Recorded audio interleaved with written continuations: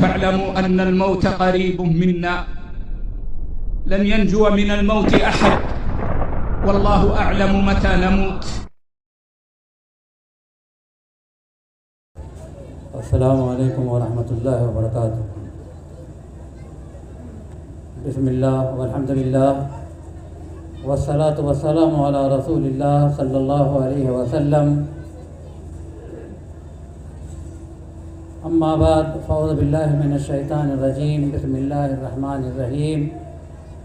لکل امۃ اجل اذا جاء اجلها لا یستأخر ساعة ولا یستقدمون. محترم حضرات، آج مجلس کے یا پروگرام کے شروع کرنے میں کچھ تاخیر ہوئی. وجہ معلوم ہے آپ لوگوں کو کہ اسی محلے میں ایک موت ہوئی ہے، اس کی وجہ سے کچھ تاخیر ہوئی. یہ موت ایک اٹل حقیقت ہے.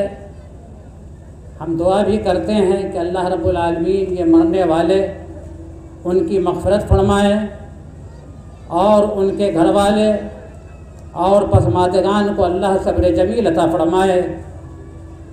انسان جو دنیا میں آیا ہے اس کو تو موت کا مزہ چکھنا ہے. جب اللہ کے رسول صلی اللہ علیہ وسلم دنیا میں باقی نہیں رہے تو پھر کون باقی رہے گا؟ حضرت سلیمان علیہ السلام ساری چیزیں ان کے تابع تھی، وہ بھی اس دنیا میں باقی نہیں رہے. لکل امۃ اجل، ہر انسان کا وقت متعین ہے. جب وقت متعین آ جاتا ہے تو ایک لمحے کے لیے بھی آگے اور پیچھے نہیں ہوتا. ہر آدمی کا وقت متعین ہے اور اس وقت متعین پہ اللہ سے ملنا ہے. لیکن القیس من دان نفسہ وعمل لما بعد الموت، اللہ کے نبی صلی اللہ علیہ وسلم نے فرمایا کہ عقل مند و دانا وہ ہے. عقل مند ہمارے معاشرے، ہماری سوسائٹی میں کن لوگوں کو کہا جاتا ہے وہ آپ دیکھ رہے ہیں، لیکن اللہ کے نبی صلی اللہ علیہ وسلم نے فرمایا کہ القیس من دان نفسہ، عقل مند و دانا وہ ہے جو اپنے نفس کا محاسبہ کرتا رہے. وعمل لما بعد الموت، اور موت کے بعد کی تیاری کرتا رہے. والعاجز من اتبع نفسہ ہواها وتمنى علی اللہ، بڑا عاجز ہے وہ انسان جو خواہشات نفسانی کے پیچھے پڑا رہا اور اللہ کے اوپر تمنائیں اور آرزویں لگایا ہوا ہے. اللہ غفار ہے، رحمان ہے، رحیم ہے، یقیناً یہ اللہ کے صفات ہیں. لیکن اللہ فرماتے ہیں افنجعل المسلمین کالمجرمین، ہم اپنے تابعداروں کو اور نافرمانوں کو دونوں کو ایک صف میں لا کر کے کھڑا کر دیں. جو اللہ کے مطیع و فرمانبردار ہیں، جو اللہ کے نافرمان ہیں، وہ دونوں کیسے برابر ہو سکتے ہیں؟ بھائیو، موت اللہ کے نبی صلی اللہ علیہ وسلم کے اوپر بھی آئی. ام المومنین عائشہ صدیقہ رضی اللہ تعالی عنہا کہتی ہیں کہ نبی کریم صلی اللہ علیہ وسلم کی موت کے وقت آپ صلی اللہ علیہ وسلم کا سر مبارک میری جانگ پہ یا میری چھٹی اور میرے سینے کے درمیان تھا. آپ کا سر مبارک، اسی درمیان میں آپ کو دیکھا کہ آپ چھت کی طرف، بخاری کی روایت ہے کہ چھت کی طرف ٹکٹکی لگا کر کے دیکھنے لگے اور اس وقت یہ جملہ فرما رہے ہیں، ارشاد فرما رہے ہیں اللہم الرفیق الاعلی. حضرت عائشہ کہتی ہیں کہ میں سمجھ گئی کہ اللہ کے نبی اب ہم لوگوں کے درمیان نہیں رہنے والے ہیں. اللہ کے ساتھ یا اللہ کی پکار کو اپنے اللہ کے نبی نے قبول کر لیا ہے. اور پھر حضرت عائشہ کہتی ہیں کہ اس وقت مجھے وہ حدیث بھی یاد آ گئی کہ جس وقت کہ آپ صلی اللہ علیہ وسلم صحت و تندرستی میں تھے تو ہم لوگوں کو فرماتے تھے کہ ہر نبی اللہ رب العالمین نے اس کو اختیار دیا ہے دنیا میں رہنے کے لیے یا اللہ سے ملنے کے لیے. تو جس وقت کہ اللہ کے رسول صلی اللہ علیہ وسلم نے یہ جملہ فرمایا تو میں سمجھ گئی کہ آپ صلی اللہ علیہ وسلم ہم لوگوں کے ساتھ رہنا پسند نہیں کر رہے ہیں بلکہ اللہ رب العالمین سے ملنے والے ہیں. تو یہ موت ایسی حقیقت ہے جس کو سب کو اس کے اوپر ایمان ہے اور وقت متعین ہے، ایک لمحہ کے لیے بھی آگے پیچھے نہیں. ہم میں کا کون جانتا ہے آپ میں یا ہم لوگ جہاں پہ بیٹھے ہوئے ہیں، کوئی یہ یقین کے ساتھ کہہ سکتا ہے کہ ہم خود سے اٹھیں گے یہاں سے، یا پھر ممکن ہے کہ ہماری موت اسی حالت میں ہو جائے اور ہم کو اٹھایا جائے؟ اس لیے عقل مند و دانا وہ ہے، جیسا کہ اللہ کے نبی صلی اللہ علیہ وسلم نے فرمایا کہ جو موت کے بعد کی تیاری کرتا رہے. اور آپ کی وہ حدیث، مشہور حدیث ہے، انسان جب مرتا ہے اس کے پیچھے 3 چیزیں جاتی ہیں، اس کے ساتھ اس کے رشتہ دار جاتے ہیں، ان کی اولاد جاتی ہے، اور اگر مالدار ہے تو خادم ہے اور دوسرے لوگ ہیں وہ جاتے ہیں، اور اس کا عمل جاتا ہے. آپ نے فرمایا کہ 2 چیزیں تو واپس ہو جاتی ہیں، اور جو اس کے ساتھ باقی رہتا ہے وہ اس کا عمل ہے. عمل ہے، اسی کے مطابق سارا معاملہ ہوگا. دنیا کی آخرت کے مقابلے میں کیا حیثیت ہے؟ اللہ رب العالمین نے قرآن مجید میں فرمایا اعلموا انما الحیات الدنیا لعب ولہو وزینۃ وتفاخر بینکم وقد تکاثر فی الاموال والاولاد. اچھی طرح سمجھ لو کہ یہ دنیا کی زندگی لہو و لعب، کھیل تماشا، زینت، بنا سنگار، آپس میں فخر، مال و اولاد کی کثرت پہ فخر کرنا، بس یہی تو دنیا کی زندگی ہے. مثل غیث، مثال دنیا کی زندگی کا اللہ رب العالمین نے دی. کمثل غیث، کہ جیسے کہ آسمان سے بارش ہوتی ہے اور وہ بارش زمین کے تہ میں وہ پانی جب جاتا ہے تو پیداوار نکلتی ہے، اور پیداوار جب نکلتی ہے تو کچھ دنوں کے بعد دیکھیں گے کہ وہ پیداوار پک جاتی ہے. ثم یہیج فتراہ مصفرا، پھر وہ پیداوار پیلی پڑ جاتی ہے، اور ایک وقت ایسا آتا ہے کہ ثم یکون حطاما، پھر وہ ریزہ ریزہ چور چور ہو جایا کرتی ہے. بس یہی دنیا کی زندگی ہے بھائی، یہی دنیا کی زندگی ہے. اللہ کے نبی کریم صلی اللہ علیہ وسلم ایک مرتبہ مدینہ منورہ میں، عالیہ مدینے میں ایک جگہ ہے، اسی علاقے سے گزر رہے تھے. راستے سے جب گزرے تو ایک بکری کا چھوٹا بچہ مرا ہوا، جس کا کان بھی چھوٹا، وہ پڑا ہوا ہے. اللہ کے نبی صلی اللہ علیہ وسلم جب گزرے وہاں سے تو آپ نے فرمایا کہ ایکم یحب ان یکون ھذا لہ بدرہم، کون چاہتا ہے کہ یہ بچہ اس کو 1 درہم میں ہم اس کو دے دیں؟ صحابہ نے کہا کہ اے اللہ کے رسول صلی اللہ علیہ وسلم، ہم اس بکری کے بچے کو کیوں لیں گے؟ وما نصنع بہ، اس کو لے کر کے ہم کیا کریں گے؟ ہمارے فائدے کی کوئی چیز تو ہے نہیں ہے. تو آپ نے فرمایا کہ تم میں سے کون اس بات کو پسند کرتا ہے کہ یوں ہی مفت ہم تم اس کو دے دیں؟ کہا کہ اللہ کے رسول صلی اللہ علیہ وسلم، اگر یہ بچہ زندہ بھی ہوتا تو اس کے اندر ایک عیب ہے کہ اس کا کان چھوٹا ہے. جائے کہ وہ مرا ہوا ہے، اس کو لے کر کے ہم کیا کریں گے؟ آپ صلی اللہ علیہ وسلم فرماتے ہیں فواللہ للدنیا اہون علی اللہ من ھذا علیکم، اللہ کی قسم یہ دنیا اللہ کے نزدیک اس بکری کے بچے سے بھی زیادہ حقیر ہے، اس کی کوئی حیثیت نہیں. یہ اللہ کے نبی کریم صلی اللہ علیہ وسلم نے فرمایا. اور ایک حدیث میں فرمایا کہ دنیا آخرت کے مقابلے میں ایسے ہی ہے جیسے کوئی آدمی اپنے انگلی کو سمندر میں ڈالے، فَلْيَنْظُرْ بِمَا يَرْجِعُ، اور دیکھے کہ سمندر میں جو انگلی اس نے ڈالی ہے اس انگلی کے ساتھ کتنا پانی نکل رہا ہے. سمندر کا کو ایک طرف ذہن میں رکھیے اور اس کی انگلیوں میں کتنا پانی. بس یہی دنیا کی حقیقت، یہی دنیا کی حقیقت ہے. عبداللہ بن مسعود رضی اللہ تعالیٰ عنہ بیان کرتے ہیں کہ نبی کریم صلی اللہ علیہ وسلم ایک نکلی چٹائی پہ سوئے ہوئے ہیں. چٹائی کے بناوٹ کے نشانات جس میں ہتھر پہ پڑ گئے. عبداللہ بن مسعود نے کہا کہ اللہ کے رسول صلی اللہ علیہ وسلم، اگر اجازت ہو تو ہم آپ کے لیے ایک گدا بنا دے جس کے اوپر آپ آرام کریں گے. آپ نے فرمایا کہ مالی والی دنیا، دنیا سے میرا کیا تعلق ہے؟ کیوں اس طرح کی باتیں سوچ رہے ہو؟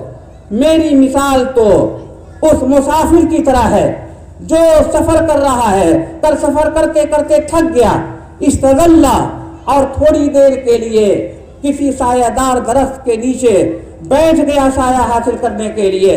ثم راہ فترکھا، پھر وہاں سے آگے بڑھ گیا اور اس درخت کو وہیں پہ چھوڑ دیا. بس یہی تو دنیا کی زندگی. اور ایک مرتبہ حضرت عمر فاروق رضی اللہ تعالی عنہ جب نبی کریم صلی اللہ علیہ وسلم کے پاس ایک موقع پہ گئے تو دیکھا کہ نبی کریم صلی اللہ علیہ وسلم کے گھر میں معلوم ہوا کہ یہاں پہ 7:45 میں اذان ہے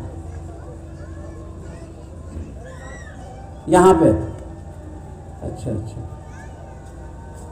اچھا اذان کے بعد تھوڑی دیر 5 منٹ میں انشاءاللہ ختم کریں.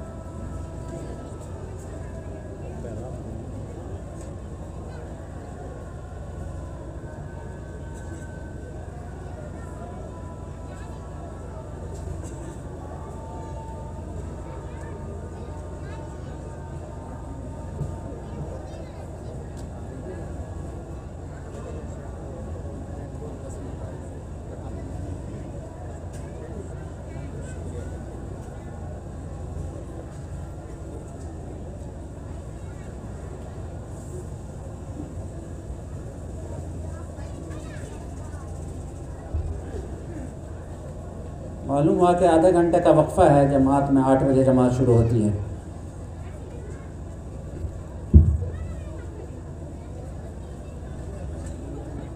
تو اس دنیا کی حقیقت کے تعلق سے کچھ باتیں ہو رہی تھی. بہرحال دنیا سے تعلق یہ کوئی بری بات نہیں ہے.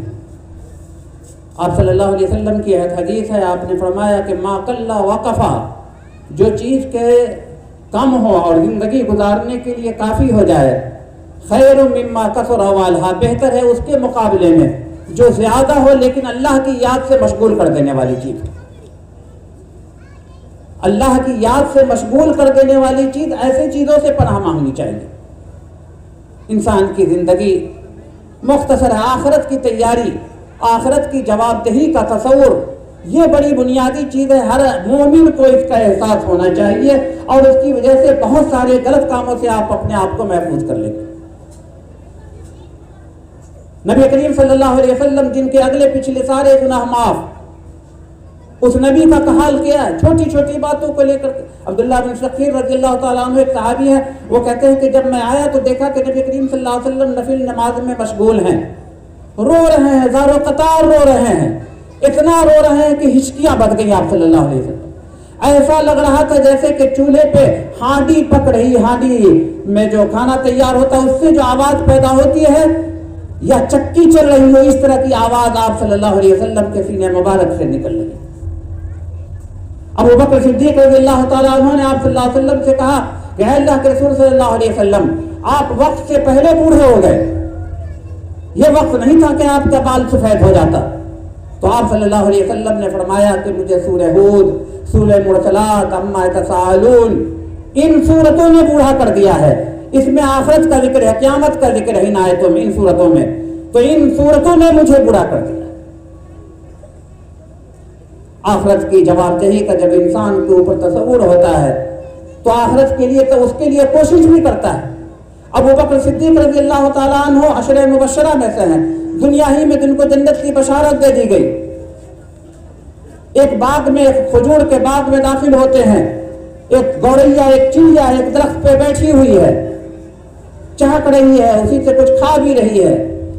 ابو بکر صدیق نے کہا کہ کاش کہ میں یہ چڑیا ہوتا، تاکہ کل قیامت کے دن مجھے حساب و کتاب نہ دینا پڑتا۔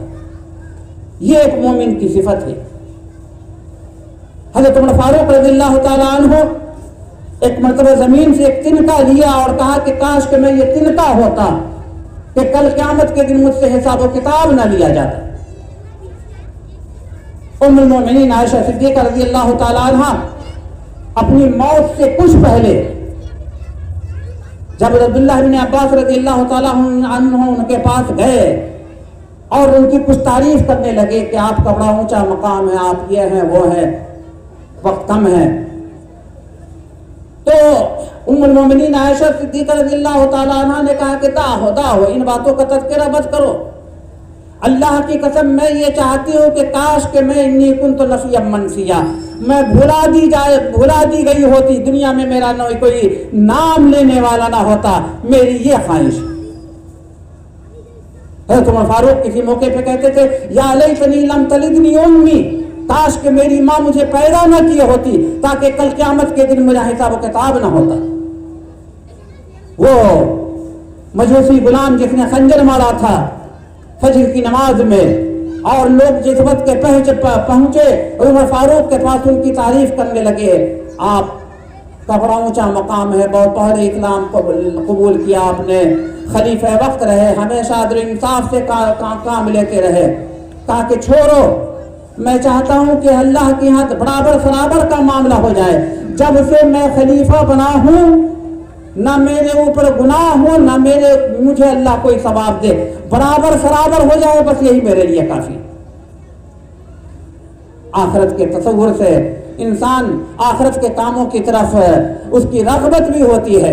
ام المومنین عائشہ صدیقہ رضی اللہ تعالیٰ عنہ گھر میں ذرا غور کیجئے، رسول کی بیوی ہے، گھر میں بیٹھی ہوئی ہیں، رو رہی ہیں۔ اللہ کے رسول صلی اللہ علیہ وسلم باہر سے تشریف لائے، دیکھا کہ ام المومنین رو رہی ہیں۔